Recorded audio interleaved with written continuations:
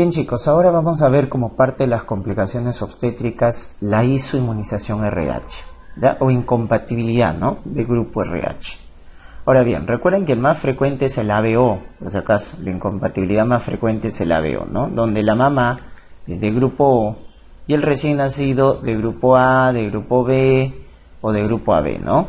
Esa es la incompatibilidad más frecuente, 20%, ¿no? En cambio, la isoinmunización RH es más grave, es la más grave y da complicaciones perinatales, ¿correcto? Muy bien. Entonces, vamos a describir la incompatibilidad RH. Se produce cuando la mamá es RH negativa. Ese es el riesgo obstétrico, ¿no? Cuando la mamá es de grupo RH negativo, recuerden que es alerta, ¿no? En la cartilla perinatal está de color amarillo porque es alerta, es un factor de riesgo, ¿ya? Ahora bien, es importante también conocer el grupo del papá, ¿ya? El papá también importa, chicos, ¿ya? Entonces, ¿el papá qué grupo debe ser? RH positivo.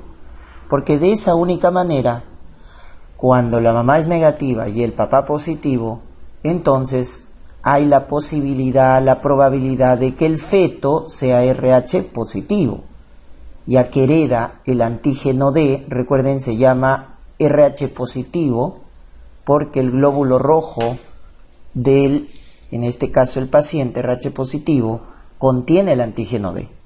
Entonces, ¿quién le hereda el antígeno D al feto? El papá, ¿ya? Por eso les mencionaba mamá negativo, papá positivo, feto positivo. Obviamente, si el papá es homocigoto, hay 100% de probabilidad de que el feto sea positivo. En cambio, si el papá es heterocigoto, ahí hay el 50% de probabilidad de que el feto sea positivo, ¿no? En cambio, si el papá es negativo, ¿ya? Si el papá es negativo, recuerden, ya no hay riesgo. Ya no hay riesgo, porque si la mamá es negativa, el papá negativo, ¿cómo el feto va a ser positivo? No hay forma, pues, ¿no? No sería su hijo en todo caso. O cuando la mamá es positiva. Si la mamá es RH positiva, en este caso tampoco ya hay factor de riesgo, ¿no? La incompatibilidad se produce entonces cuando se cumple estos tres en conjunto: mamá negativo, papá positivo y feto positivo, porque de esa única manera es como el feto interacciona, la sangre materna interacciona con la sangre fetal, hay paso de anticuerpos y por lo tanto riesgo de anemia, de hemólisis y por ello anemia fetal, ¿no? Esta es la patogenia, ¿correcto? Esta es la patogenia en la cual cuando la mamá es negativa y el feto positivo, entonces hay incompatibilidad y se produce anticuerpos, ¿correcto? Anticuerpos contra el antígeno D. Anticuerpos contra el antígeno D de los glóbulos rojos del feto, ¿correcto? Porque esto se produce de esta manera, ¿no? Entonces, la mamá, que es RH negativa, tiene en su sangre glóbulos rojos sin antígeno D. Por eso es RH negativa. El feto, cuyo grupo sanguíneo es RH positivo, quiere decir que en su sangre tiene al glóbulo rojo y tiene al antígeno D en su membrana. Esto vendría a ser el antígeno D, ¿no es cierto?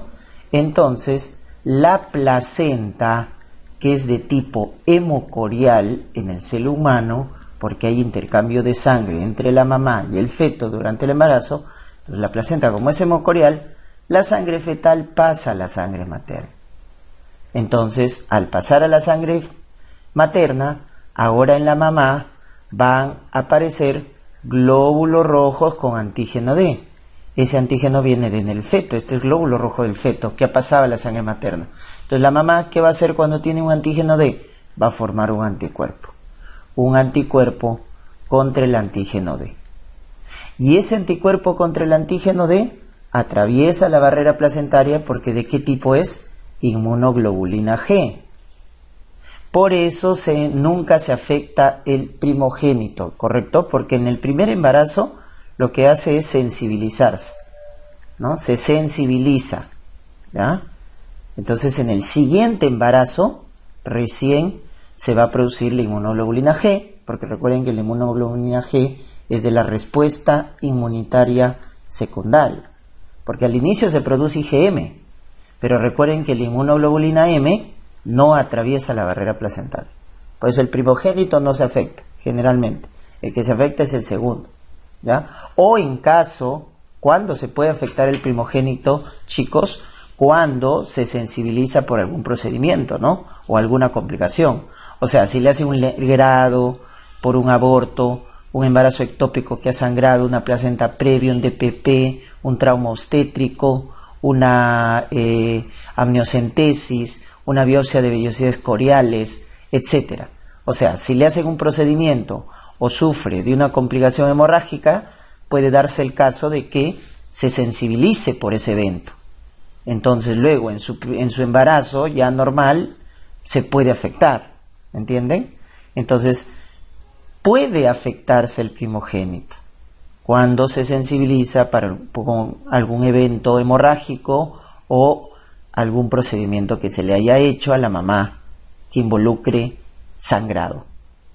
O en el caso de que nunca haya tenido complicación hemorrágica o se haya sometido a algún procedimiento, el que se afecta es el segundo embarazo, ¿ya? ¿Se dan cuenta? Porque recuerden que el primer anticuerpo es el IgM y ese no atraviesa la placenta. El IgG luego sí. Entonces el IgG ya cuando se forma, el anticuerpo anti-D, ¿no? El anticuerpo contra el antígeno D tipo IgG va a ir a la sangre fetal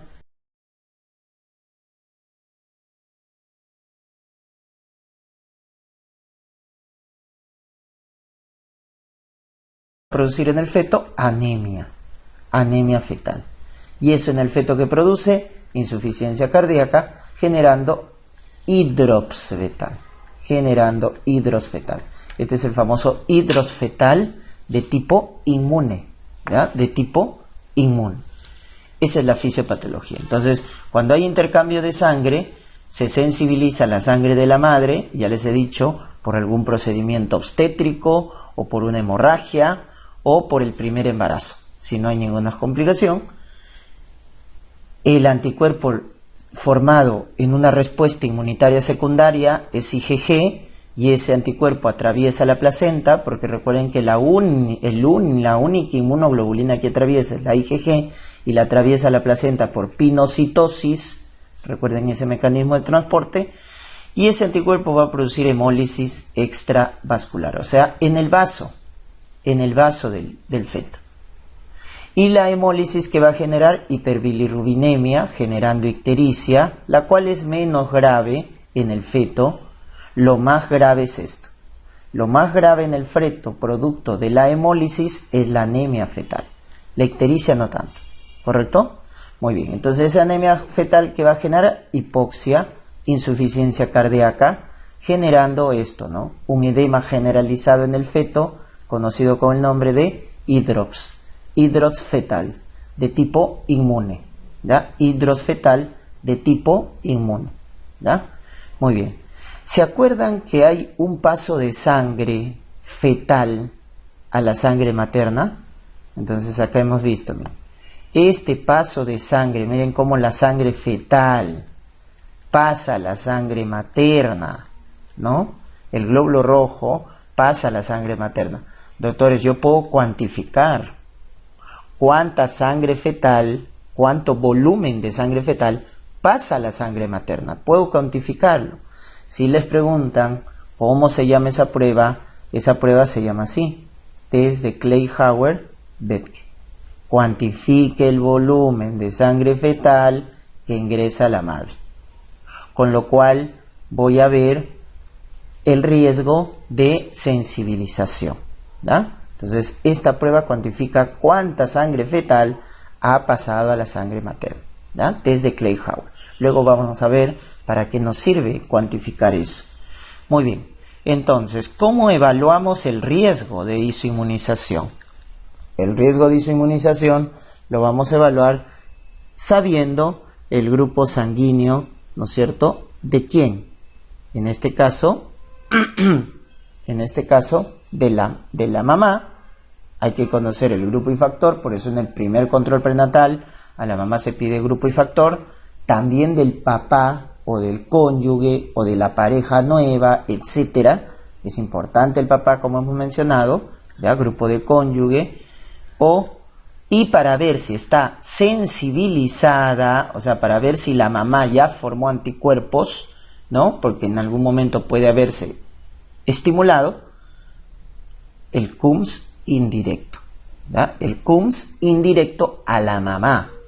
A la mamá se le hace el test de CUMS indirecto para ver si ya se sensibilizó, ¿no? Recuerden cuáles son los factores de sensibilización, procedimientos como legrado, aspirado manual endouterino, amniocentesis, biopsia de vellosidades coriales o hemorragias, un aborto, un ectópico, una placenta previa, un DPP, un trauma obstétrico o el mismo parto normal.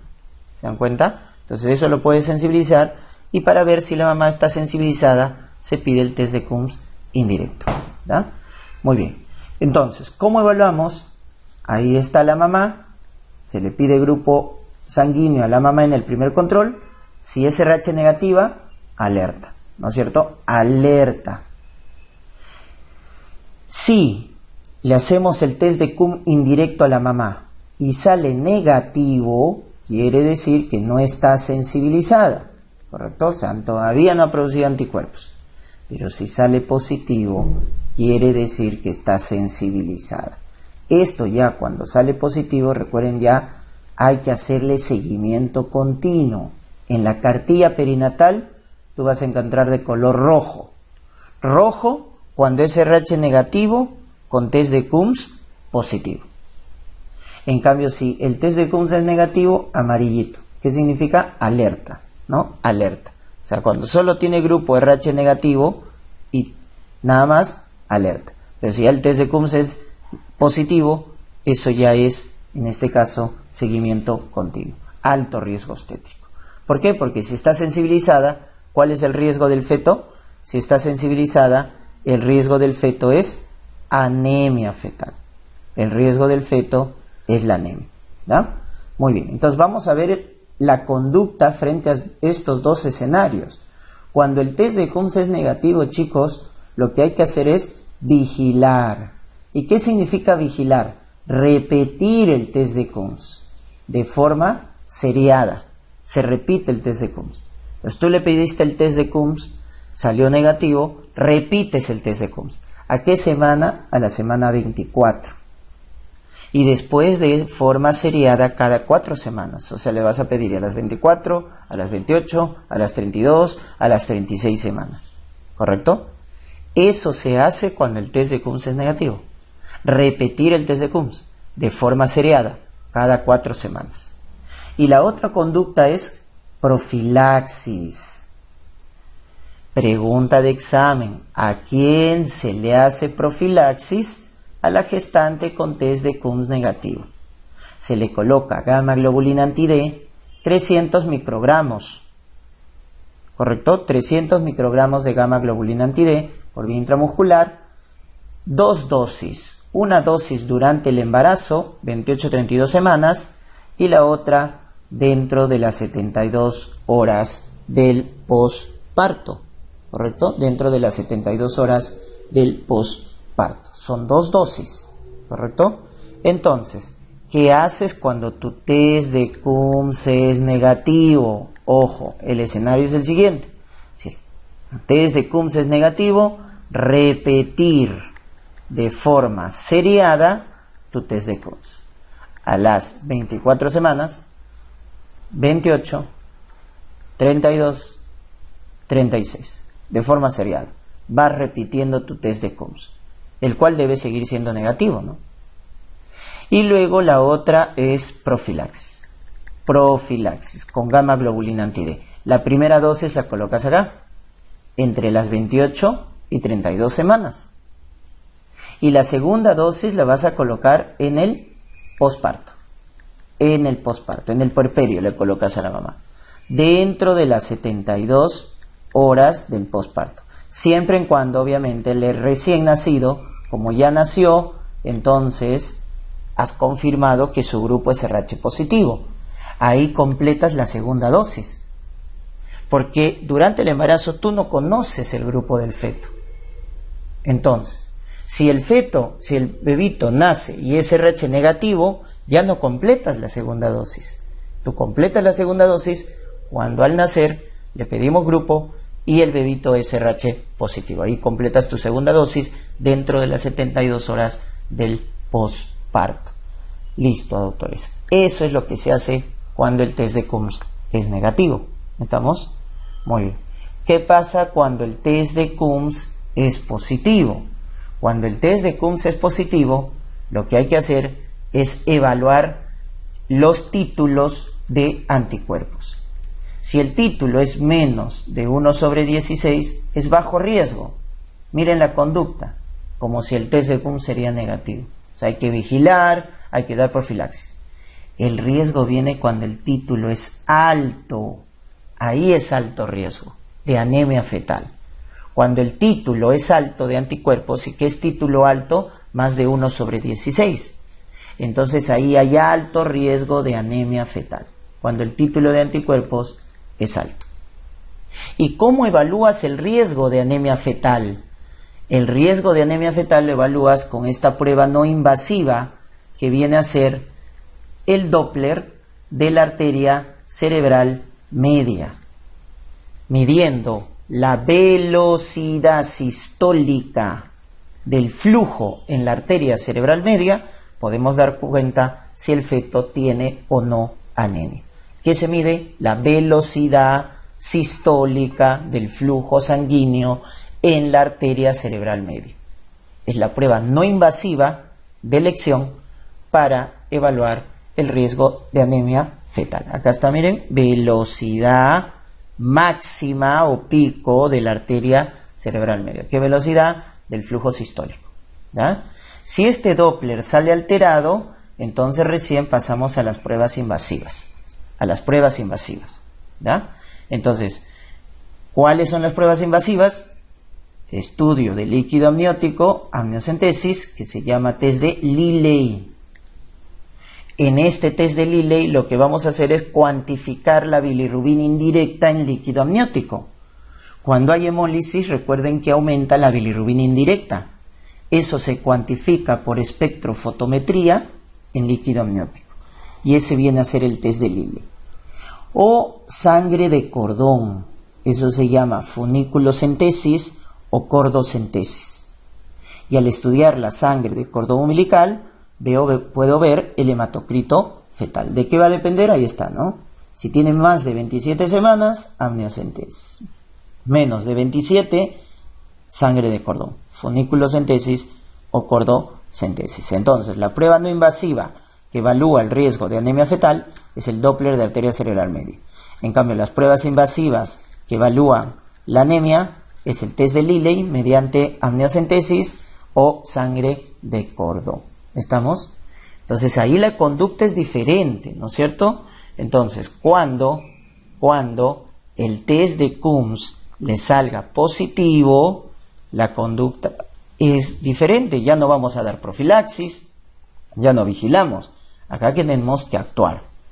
Los títulos son altos, pides Doppler, ¿no es cierto?, de arteria cerebral media.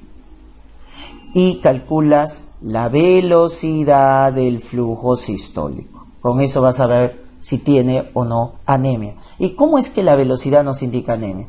Claro, pues doctores, porque recuerden que la sangre tiene una viscosidad y depende del hematocrito, o sea, de la cantidad de glóbulos rojos.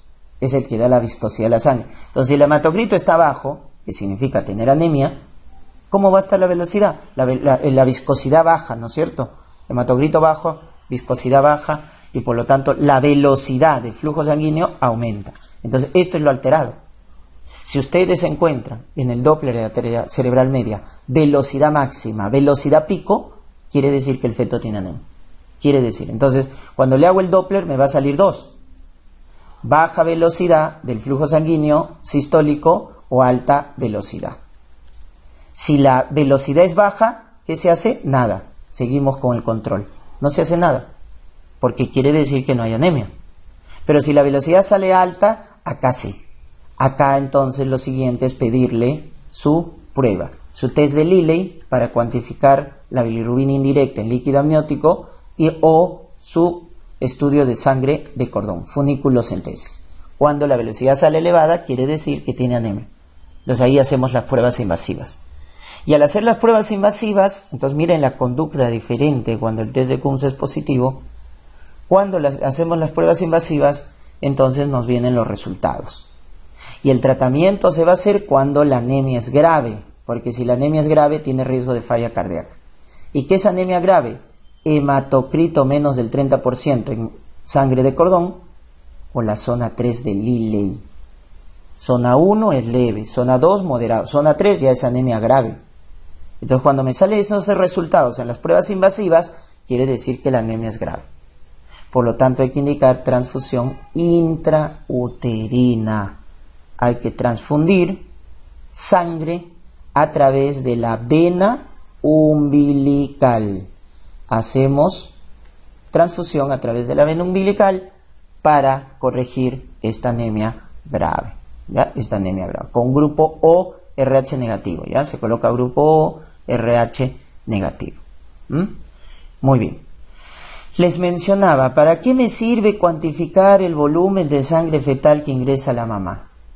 Chicos, estos 300 microgramos de gamma globulina, ¿cuánto, no es cierto? Estos 300 microgramos de gamma globulina evitan la sensibilización de cuánta cantidad de sangre fetal. 30 mililitros. Ojo, 30 mililitros. O sea, acá la idea es evitar la sensibilización. ¿De cuánto de volumen de sangre fetal que pasó a la sangre materna? De 30 mililitros. O sea, acá hay una relación. Si ustedes ven esta relación, es 1 mililitro de sangre fetal, se evita su sensibilización con 10 microgramos de gamma globulina. ¿Correcto? Esa es la relación. Entonces, doctores, si ustedes saben cuánta sangre fetal ha pasado a la sangre materna, pueden saber la dosis exacta de gamma globulina que van a colocar. Entonces, la profilaxis de forma estándar es 300 microgramos. ¿Eso para cuánto protege? Para 30 mililitros de sangre fetal que pasó a la sangre materna. Pero si en su examen les colocaran, ¿no? Gestante, primer trimestre, RH negativa, se somete al legrado uterino, sabiendo que es RH negativa, ¿no? Se somete al legrado uterino y se cuantifica el paso de sangre fetal a la sangre materna y se determina que es 5 mililitros. O sea, 5 mililitros de sangre fetal ha pasado a la sangre materna producto del legrado. Y te preguntan cuánta gamma globulina debes colocar. Entonces la pregunta es, ¿y de cómo cuantificas ese volumen de sangre fetal que pasó a la madre? Con esta prueba, con el test de Klein-Hauer, tú cuantificas el volumen de sangre fetal que pasó a la sangre materna. Entonces, si te dijeron que por legrado pasó 5 mililitros de sangre fetal a la sangre materna, sabiendo que la mamá es RH negativa, ¿cuánta dosis exacta de gamma globulina vas a colocar a la mamá? 50 microgramos. Ya no 300, sino 50 microgramos. Y así, ¿no? 10 mililitros, 100 microgramos. 25 mililitros, 250 microgramos. Entonces, ¿cómo se dan cuenta? Si yo sé cuánto es el volumen exacto de sangre fetal que pasó a la sangre materna, puedo determinar la dosis exacta de gamma globulina.